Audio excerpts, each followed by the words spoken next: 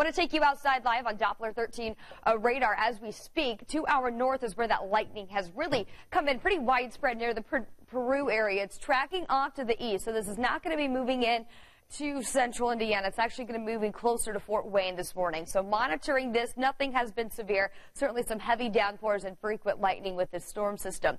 Watching another batch of heavy rain moving into Park County now. Rockville getting in on some of those heavier pockets of rainfall, putting a tracker on the leading edge as it does move more eastward. Set to move into the Newmarket area by around 4:30, getting into Greencastle by 4:43 over into Putnam County. So give it still about 30 minutes. If it holds together, we'll start to see some of that rain moving closer to the Indianapolis metro. Not going to have a big impact on your morning drive.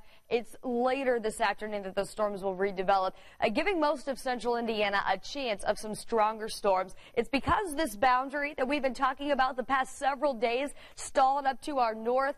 It's finally going to be on the move today. It moves south through central Indiana, and that's what's going to prompt the development of those storms this afternoon.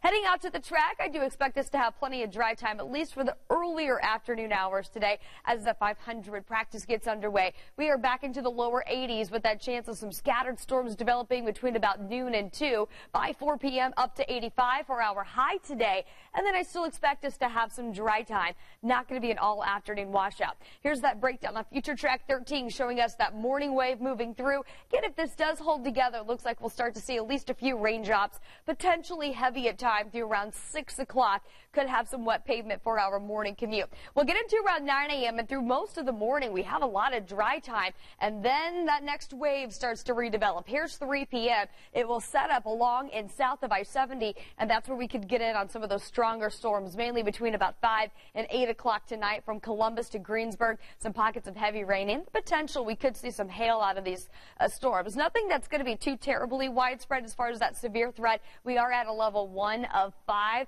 and that does include places like Columbus down to Seymour. Also Greensburg getting in on the chance of some of those stronger storms this evening. This will all exit. We get into the overnight. The skies even try to clear. It does get cooler as we wake up tomorrow morning, and then just not going to be as warm for our Wednesday because we'll be on the backside of that system. Winds will now be coming out of the north, so getting a little relief from that high heat. Temperatures will rebound to around 80 degrees on Wednesday, and lots of dry time for our Wednesday afternoon and even on Thursday. Still above average, though. That normal this time of year is 72. So with a high near 80, well above where we should be for this time of year. Hanging out near 80 with a stray shower possible again on Friday, and then we heat things back up this weekend, and that rain chance increases Saturday into Sunday with showers and storms to wrap up the weekend.